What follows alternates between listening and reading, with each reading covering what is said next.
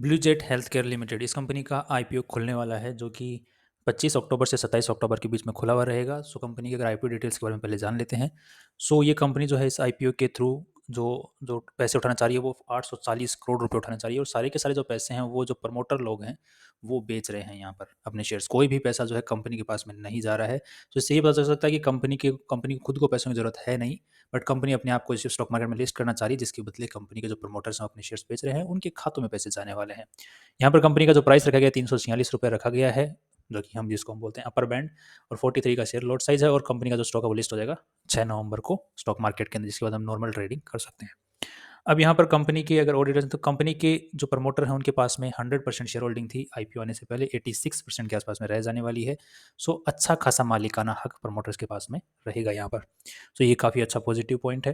Company के जो इस आईपीओ को जो लेके आए हैं उनका नाम है कोटक महिंद्रा, आईसीआईसीआई वाले और जेपी मॉर्गन, तीनों मिलकर लेके आ रहे हैं। लीड मैनेजर्स का इन्होंने रोल प्ले किया है। तो ये तीनों ही नाम काफ़ी दिग्गज हैं, और ये मोस्टली जो आईपीओ लेके आते हैं उनकी बैंड बजी हुई रहती है वैसे, मतलब हायर वैल्यू के ऊपर में लेके आते हैं। सो इतना कुछ जूस बचता नहीं है इन जो जो स्टॉक्स ये लेके आते हैं मोस्टली। तो हम फाइंड आउट करने की कोशिश करते हैं कि इसमें थोड़ा बहुत जूस बचा है कि नहीं बचा, जिसमें हमें भी थोड़ा फ़ायदा मिल सके। और यहाँ पर इसी के साथ में ये भी देख लेते हैं कि जीएमपी प्राइस क्या है। सो जो जीएमपी प्राइस जो चल रहा है वो 24% पॉजिटिव की साइड में चल रहा है। तो अभी तक तो जितने भी इंडिकेशंस बन रहे हैं सारे के सारे अच्छे ही बन रहे हैं। अब थोड़ा सा ये देख लेते हैं कंपनी करती क्या है। सो कंपनी मोस्टली दो टाइप के प्रोडक्ट्स के अंदर में डील करती है मोस्टली, उसके अलावा थर्ड एक प्रोडक्ट और है जिसमें भी कंपनी डील करती है।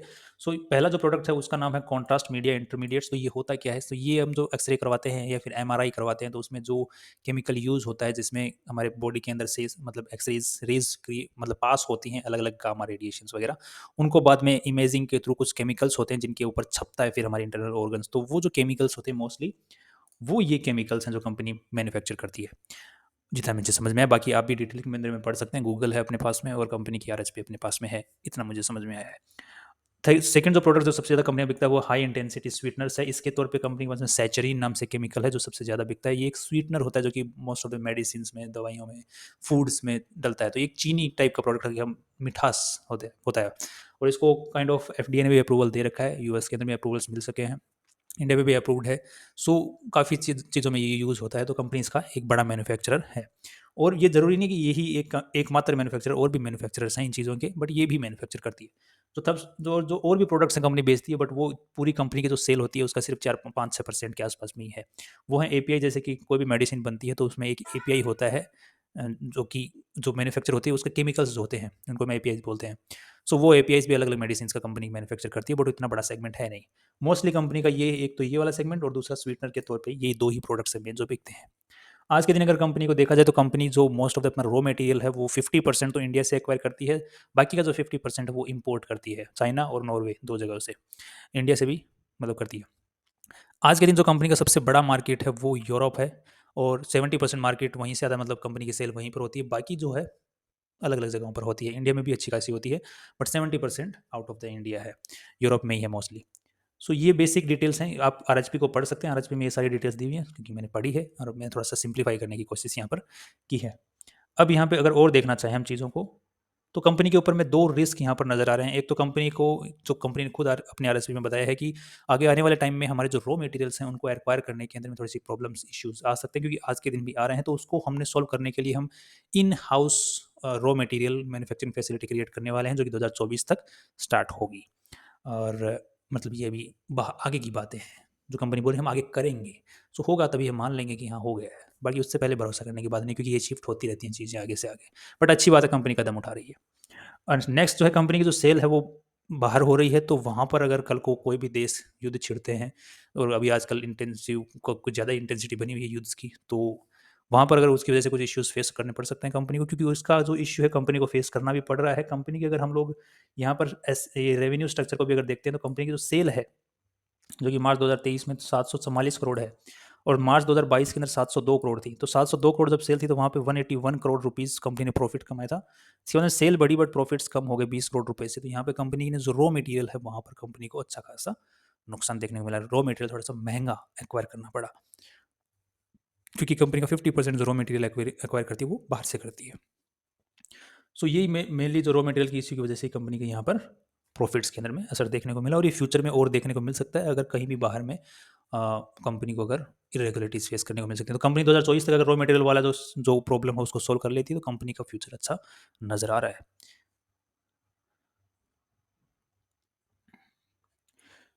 अगेन जो नेक्स्ट जो सबसे बड़ा इश्यू हमें कंपनी के आरएचपी में नज़र आया वो ये है कि जो कंपनी के क्लाइंट हैं, तो कंपनी के लगभग मोर देन 60% जो रेवेन्यू है पूरे टोटल रेवेन्यू का, जितना सेल कर पा रही है उसका लगभग 60 या 60% से ऊपर जो है वो सिंगल क्लाइंट से आ रहा है।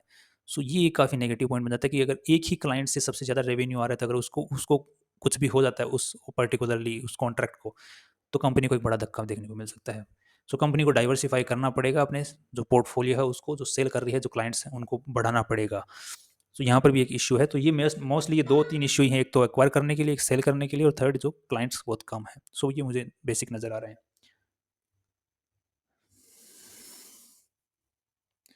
अब एज़ पर आरएचपी कंपनी बोल रही है कि हमारा कोई भी आज के दिन कॉम्पिटिटर नहीं है स्टॉक मार्केट के अंदर में। बट फिर भी हमने, जैसे कंपनी का मेन जो प्रोडक्ट है वो है ये कॉन्ट्रास्ट मीडिया, तो इसको एक डिविस लैब नाम से कंपनी है जो कि खुद मैन्युफैक्चर करती है। सो हम डिविस लैब के साथ में कंपेयर करके देख सकते हैं इसको। सो वहाँ से हमें एक थोड़ा बहुत बेसिक आइडिया मिल जाएगा कि कंपनी का जो स्टॉक है वो ओवर वैल्यूड है कि अंडर वैल्यूड है। अब इस आईपीओ के थ्रू जो कंपनी अपनी वैल्यू लगा रही है वो 6000 करोड़ रुपए लगा रही है। ठीक है। अब यहाँ पे 6000 करोड़, और कंपनी के जो आज के दिन जो नेटवर्थ है वो है 681 करोड़ रुपए। सो लगभग लगभग ये 9 टाइम्स के आसपास में ज़्यादा वैल्यू लगा रही है। 9 टाइम्स, 9 गुना ज़्यादा वैल्यू अपनी लगा रही है। सो अब अगर इस कंपनी का एक भी पैसा जो आईपीओ के थ्रू जा रहा है वो कंपनी के पास में नहीं जा रहा है, तो नेटवर्थ के इंक्रीज नहीं होंगे। सो 9 टाइम्स ही बना रहेगा। और जो पी रेशियो है कंपनी का वो कितना बना हुआ है, अगर 160 करोड़ और 6000 करोड़, तो यहाँ पे हम सिंपली यहाँ पे डिवाइड करके देख सकते हैं। तो ये निकल के आ रहा है अपने पास में 37 का पीई रेशियो निकल के आ रहा है। इसी चीज़ को अगर हम कंपेयर करके देख सकते हैं डिविस लैब के साथ में, जो 63 का है। सो यहाँ पे कहीं ना कहीं पी और पीबी रेशियो दोनों ही अच्छे हैं कंपनी के। पीबी रेशियो थोड़ा सा महंगा है डिविस लैब के मुकाबले, बट पी रेशियो में काफ़ी अच्छी कंपनी यहाँ पर नज़र आ रही है। क्योंकि इस सेगमेंट की जो कंपनीज़ हैं जो कि फार्मा सेक्टर में जुड़ी हुई हैं, उन कंपनीज़ को अच्छी खासी मार्केट ने वैल्यू दे रखी है। जैसे डीवीएस लैब को अच्छी खासी वैल्यू दे रखी है, यहाँ पर कमाई इतनी अच्छी नहीं कर रही है, बट ठीक है फिर भी मार्केट ने अच्छा खासा आसमान पर पहुँचाया हुआ है। इससे पहले और भी आसमान पे पहुँचाया हुआ था, बट अभी थोड़ी सी ज़मीन पे लेके आने की कोशिश कर रहा है मार्केट उनको। बट अभी रिसेंट जो उछाल है उसमें भी कंपनी ने उछाल दिखाया है। सो ओवरऑल हम ये अंदाज़ा लगा सकते हैं कंपनी के आईपीओ से कि लिस्टिंग गेन्स जीएमपी हमने देख लिया, और जिसके बेसिस के ऊपर में, और साथ में जो कंपनी के प्रमोटर्स हैं ज़्यादा अपना स्टेक सेल नहीं कर रहे हैं, अच्छी खासी वो होल्ड करेंगे। और नेक्स्ट जो है कंपनी का जो सेल है उसके आगे इंक्रीज़ होने के ही चांसेस हैं टाइम के साथ में और ज़्यादा। सो वहाँ से भी हमें उम्मीद नज़र आ रही है कि कंपनी की जो सेल है फ्यूचर में और बनी रह सकती है, बढ़ ही सकती है। बट कुछ रिस्क्स हैं जो हमने डिस्कस किए हैं आपके साथ में, वो रिस्क बने रहेंगे फ्यूचर के हिसाब से। बाकी आईपीओ के हिसाब से हम लोग एक्सपेक्ट कर सकते हैं मोर देन 20% का लिस्टिंग गेन। और बाकी आप एक आईपीओ स्ट्रेटजी में आपको लिंक में जो वीडियो का लिंक है वो दे दूंगा आईपीओ स्ट्रेटजी का, उसको भी आप फॉलो कर सकते हैं। साथ ही नेक्स्ट वीडियो जो हमारा आने वाला है वो जो इन्वेस्टमेंट एंड होल्डिंग जो कंपनीज है जिनके अंदर में हमें काफ़ी ज़्यादा वैल्यू अभी नज़र आ रही है, तो फ्यूचर में अगर वो वैल्यू अनलॉक होती है तो हमें अच्छा खासा मतलब प्रॉफिट देखने को मिल सकता है। उसके ऊपर में रिसर्च चल रही है। So you will get the video very soon, and stay tuned and see you tomorrow.